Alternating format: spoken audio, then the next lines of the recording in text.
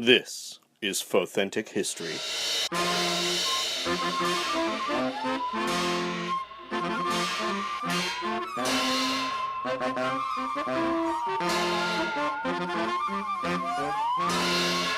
Hello, welcome to the podcast. I'm Brian Young. And I'm Holly Fry. Holly, Yeah. would you like to talk about the history of the New Republic? Boy, would I. It's really fascinating, and like I said, today we're going to talk about that formation and the dissolution of the New Republic, which it's a government that existed in the galaxy for about 30 years. It was born, just under 30 years. It was born of necessity as the galaxy picked up the pieces of almost 2 decades of civil war in the wake of a coup that turned the Republic of the Galaxy that had stood for 1,000 years into a dictatorship. I love that we're talking about this because it is an important part of history that is often a little bit tricky to untangle because there are a lot of facets to it. So this will be a fairly comprehensive, although certainly there could always be more, approach to it. So we're going to quickly trace the history of what the Old Republic was, how it turned into the Empire, and how the ensuing Civil War and its leaders led to the formation of the New Republic. And then we're going to get into how it worked and how it ended really before its time. So strap in. This is going to quickly cover 1,000 years of galactic history. Yeah, you're going to go, but what about if you've ever heard any of these stories before, but if you're doing that, that means that you know enough of those things that us glossing over some things is going to be okay. Yeah. So the Republic, which for the sake of this episode and clarity we'll refer to as the Old Republic, distinct from the Empire and the New Republic, began more than 1,000 years ago. It was a representative government where member systems would elect senators to represent them. They would meet at a centralized location, which became Coruscant. Centrally located in the core systems, Coruscant became the capital of this old republic. The Senate building became a beacon of compromise, but eventually it decayed into deadlock and bureaucratic corruption. And eventually the taxation of trade routes to outlying star systems was the first crack in the dam, and the Battle of Naboo, which we have already done a 2-part episode on, was really the beginning of the end for the Old Republic. In that conflict, Senator Sheev Palpatine was able to manipulate his way into the position of Chancellor. Over that next decade after that Battle of Naboo, his deft maneuvering would place the Old Republic on the brink of civil war until that dam finally broke. Organizing both sides of the war as both the Supreme Chancellor of the Republic and as a Sith Lord named Darth Sidious, pulling the strings behind the Confederacy of Independent Systems. Eventually, that erupted into the Clone Wars, which ended with the purge of the Jedi and Palpatine installing himself as Emperor of a new galactic empire. Palpatine's pitch to the Senate was that the Jedi had staged a coup that was put down and they had to be dealt with. And in order to maintain security, he was to be installed as Emperor and then things would just be great. Did you see how fast we went through 1,000 years? Yeah. So strokes. It should come as no surprise that a government presided over by a Dark Lord of the Sith would be not actually great. But over the many years of Emperor Palpatine's reign, personal freedoms hit an all-time low in the galaxy. Entire planets of people were enslaved, killed, or in one case, a planet was flat-out destroyed. We can do an entire episode about the evils of what came to be known as the Dark Times, and perhaps one day we will. Suffice it to say, though, people did not like all of this, and a rebel movement arose to combat the Empire. Known officially as the Alliance to Restore the Republic, there were a number of leaders in this movement. Most notable, though, might be Imperial Senators Mon Mothma and Bail Organa. Mon Mothma was a senator from Chandrila, and Organa was the senator from Alderaan. And both of them were human, and they had both served since the time before the Clone Wars. So they had seen this whole arc of change play out. Though Palpatine consolidated power as Emperor, he still needed the support of the individual senators and the body of the Senate as a whole in order for him to keep the bureaucracy of running a galaxy moving forward. He wasn't going to be able to keep all those transports on time without the cooperation of all of the representatives of these planets. But as events and circumstances changed, many of these senators realized the problems of the Empire weren't going to fix themselves. Palpatine found himself opposed directly and indirectly. 17 years passed under the tyranny of the Empire before things reached a flashpoint when Mon Mothma delivered a speech announcing her resignation to the Senate. And to put this in perspective, this was still just 2 years before the revelation and destruction of the first dreaded Death Star. Her speech went in part, quote, "I've been called a traitor for speaking out against a corrupt galactic Senate, a Senate manipulated by the sinister tactics of the Emperor. For too long I have watched the heavy hand of the Empire strangle our liberties, stifling our freedoms in the name of ensuring safety. No longer. Despite Imperial threats, despite the Emperor himself, I have no fear as I take new action, for I am not alone. Beginning today, we stand together as allies. I hereby resign from the Senate to fight for you, not from the distant hall of politics, but from the front lines. We will not rest until we bring an end to the Empire, until we restore our republic. Are you with me?" At this point, she went on the run full-time with the Alliance and became the figurehead of a diplomatic and measured solution to the Imperial problem. She was a rallying point, and people just fell in behind her. After the destruction of Alderaan, Mon Mothma found much more support for the Alliance, but the Empire stepped up its oppression in parallel to that. So the Galactic Civil War came to its next flashpoint 4 years after the destruction of Alderaan, with the destruction of the second Death Star. This was the first time the Empire, so they lose Alderaan, the Rebel Alliance destroys the Death Star, 4 years of battle, and Palpatine has created a second Death Star. The Rebel Alliance destroys it, and then this is the first time the Empire's on defensive footing. Because Palpatine and Vader, his chief enforcer, were both on that Death Star. And with the death of those two figures, Mon Mothma set to work creating support for the formation of a new republic. And in the days after the Battle of Endor, which is where that second Death Star was destroyed, the alliance to restore the republic officially became known as the New Republic. Mon Mothma was named the first Chancellor of the New Republic, and the capital that was chosen for the location, at least in the short term, was on her home planet of Chandrila. And this was practical for a couple of reasons. First, Coruscant was still under control of the Imperial remnant, led by Mas Amedda, who had been Palpatine's vizier for more than 2 decades. And second, Chandrila was equipped to deal with a massive senatorial body. But Mon Mothma, who was only serving as Chancellor until an election could be held later in the year, didn't want to make it appear as though she was positioning her homeworld to be the new center of the galaxy. This would be a temporary measure, and other star systems would have an opportunity to be the proverbial center of the galaxy, and their time in that particular bit of sun. So it was really, we're all going to be the center of the galaxy, and our capital will move, and that was what she wanted to do to assure people of that.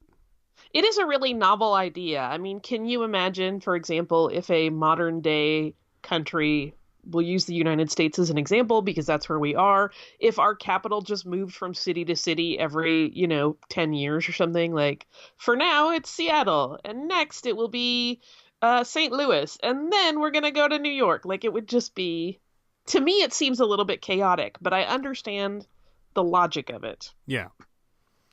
So during this post-Endor world, Mon Mothma toured the devastation of the galaxy and promised a disarmament of the New Republic as soon as the Imperial threat was put down completely.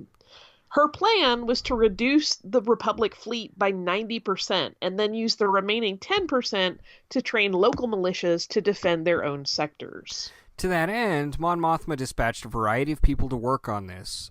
Wedge Antilles was a pilot from Corellia. He was a pilot that was actually at the destruction of both Death Stars, and he scoured the galaxy looking for pockets of Imperial resistance. Leia Organa was sent to Naboo to garner support for the New Republic and then settled on Chandrila to work to establish a framework for the government, becoming a senator, and then eventually giving birth to her son there. And during this time, there were a number of skirmishes with what was left of the Empire. But the New Republic forces couldn't find what they presumed was the final holdout of the Imperials. So these skirmishes included conflicts on Akiva, Savarkos, Kuat, the Hyperborean Moon, and others. Kashyyyk was also liberated during this time, but this would actually prove to cause a number of problems for the burgeoning Republic. Because the Empire was splintered, there were three major players that were actually, or nominally, at least in name, in control. We mentioned Masameda, but his role was more formal and bureaucratic, and it was limited almost entirely to Coruscant. He had no real or tangible control over the Imperial Army or Navy. That was actually left to Grand Admiral Ray Sloane, who was next there. As the person in command of what was believed to be the last Super Star Destroyer in the fleet, she had a reasonable claim on negotiation on behalf of the Empire. The last potential head of the Empire was Gallius Rax. Rax is really a curious character in history. So Palpatine plucked him from obscurity on Jakku. He was just an orphan, and then put him in charge of his contingency plans based on that distant desert planet.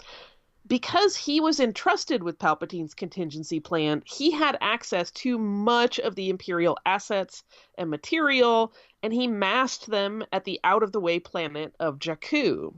And so the snaking tendrils of his plans would come to a head at what should have been the end of the war. After Admiral Akbar's victory at Kuat, Grand Admiral Ray Sloane offered to hold Republic-Imperial peace talks.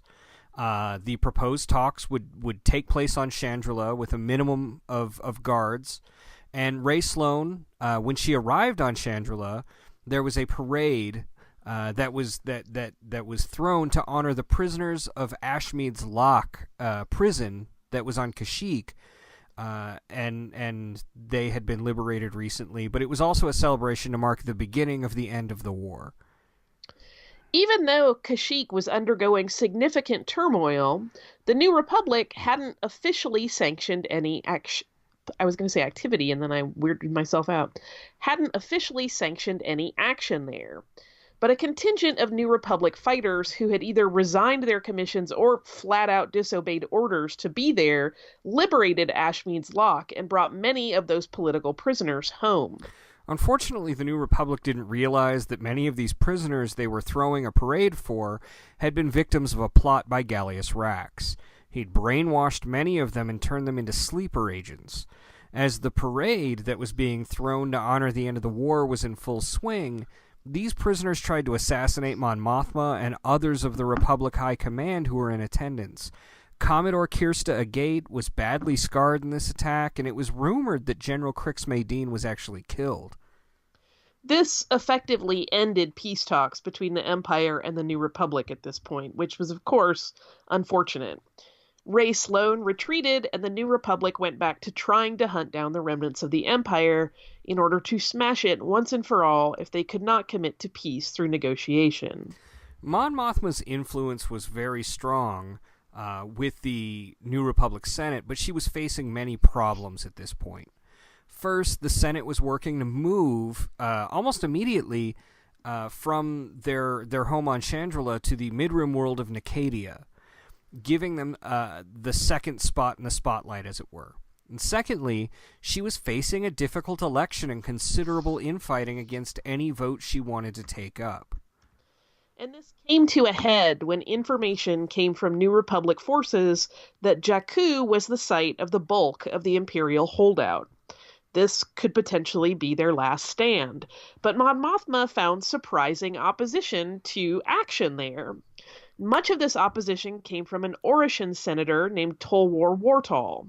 In his view, Mon Mothma was weak and indecisive, but some might actually wonder if his problem really came from her adherence to law and order. Some of Wartall's staunchest allies were underworld leaders from Black Sun and the Red Key Raiders. Wartall was spying on Mon Mothma in the hopes of gaining any political points he could use, and he discovered the intelligence that Jakku was going to be the next hotbed of activity and possibly the final battle of the Galactic Civil War. He released this news on the HoloNet before Mon Mothma could relate it to the Senate, and accused her of keeping secrets and being soft, which caused a significant problem for her. So when the vote to authorize force against the Empire at Jakku came up, it failed initially, thanks to these machinations of Wartal's. This wasn't because he didn't want to smash the Empire. In fact, his own home planet had been enslaved by the Empire, and he badly wanted to see them destroyed. But he also had a thirst for power of his own, which was what was driving him. There were bribes and threats on behalf of Wartal to fix the vote. After Han Solo, Sinjir Rathvelas, and other New Republic operators rescued kidnapped family members and freed other senators of Wartal's influence, Mon Mothma declared a second vote. This second vote passed, and the Battle of Jakku was on. The Battle of Jakku was the last major engagement of the war and the functional end of the Empire. Most of the remaining Imperial forces were gathered there, and the Republic arrived with significant force. Because of infighting with Imperial leadership, Rey Sloane ended up killing Gallius Rax and retreated with the fleet to the unknown regions once she realized she couldn't win against the Rebellion, or the New Republic. We could do an entire episode on this particular battle, but we did do a fairly healthy recap in our episode on Star Destroyers, and you can find that in the archive, and that would definitely be worth checking out. As for the Imperial remnant that did escape, they really don't factor back into the galactic politics for more than 20 years, but we will come back around to that. As for Wartal, he ended up trying to assassinate Mon Mothma as retribution for foiling his plans, but he only succeeded in killing her aide. He was quickly stripped of his seat and arrested. Thanks to the victory at Jakku, Mas Amedda was in an untenable position as the nominal head of the Empire and the only powerful representative of the Empire left in the galaxy. Gallius Rax had been killed, Rey Sloane had disappeared. So to that end, he traveled to Chandrila to sign what was called the Imperial Instrument of Surrender that formally ended the war and put in place a framework for clemency or prosecution of war crimes and ended the Galactic Civil War once and for all. With Mon Mothma easily winning re-election for the chancellorship and her unique ability to find compromise, things seemed to be running smoothly in the Senate, and they stayed that way for more than 20 years.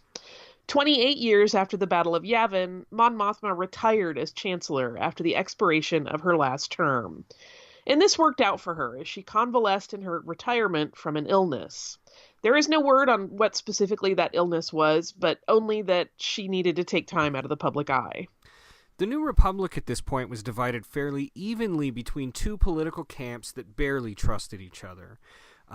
These were the centrists and the populists, which were unofficial parties, but parties that governed the dictates of the Senate nonetheless.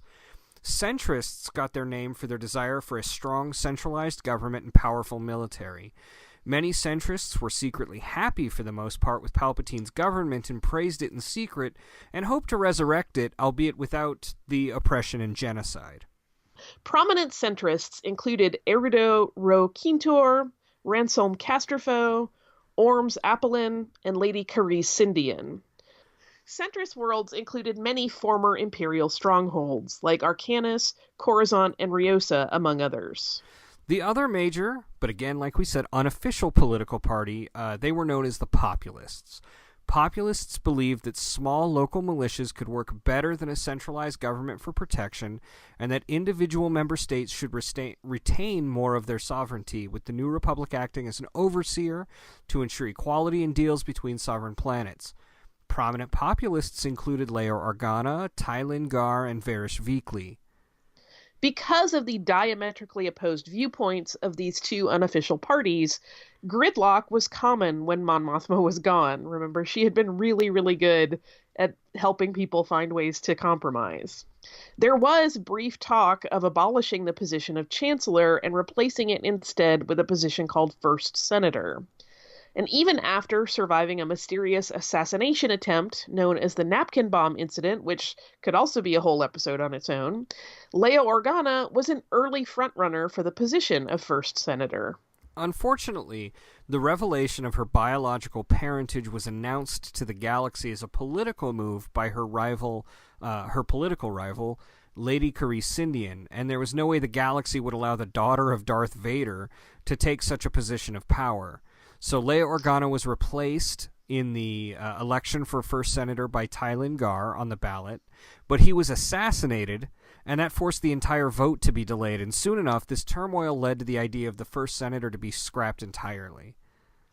This ended Leia Organa's political career, but she saw the menacing phantoms in the shadows truly responsible for this turmoil, and she left to organize a resistance against it, even though there was little to no support for her to do so. But we are going to get to the resistance in just a moment. As Leia Organa saw, the force behind this violent political unrest in the Senate and the galaxy was coming from outside influence.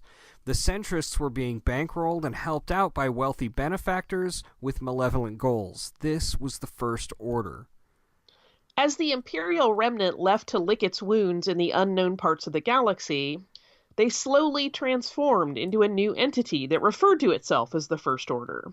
And since they controlled all of the wealth that Palpatine had hidden away in the unknown regions, and all of the resources that he had been squirreling away there for his eventual conquest outside the known galaxy, they had more than enough resources to build a massive army and navy. They acted very much like the Empire in these unknown regions, taking what resources they wanted or needed by subjugating populations in places like the Atomic system and others. They also strip-mined an entire planet believed by some to be Ilum and turned it into a mobile, planet-sized weapon capable of hyper-light-speed destruction of entire systems. This was called Starkiller Base. They were pouring resources into the underworld, as well as into the campaign and personal coffers of centrist senators to cause gridlock in the galaxy and prevent the New Republic from succeeding. Their goal was the eventual destruction of the New Republic. They wanted to remake the galaxy in an improved version of Palpatine's image. But since they were largely in the unknown regions and working in secret, no one quite believed they were really operating. This is why Leia Organa, who'd adopted the title of general at this point, had to assemble an army to resist them without the full support of the New Republic.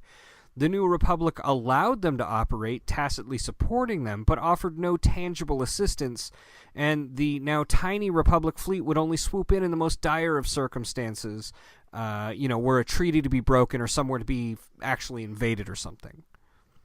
General Organa was forced to find all manner of surplus warships and machines and old allies to equip her resistance with, and she would bring on board anyone she could in order to fight against the coming threat of the First Order, a threat that she seemed to be the only one in the Republic taking seriously.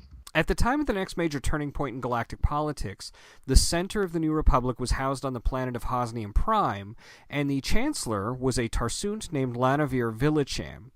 Villacham took office shortly after the failure of the first senator vote and was fairly dedicated to ignoring the threat of the First Order. He felt that as long as they weren't violating the Galactic Concordance, which was the treaty that sort of dictated their existence, that they could live in peace just like everyone else in the galaxy.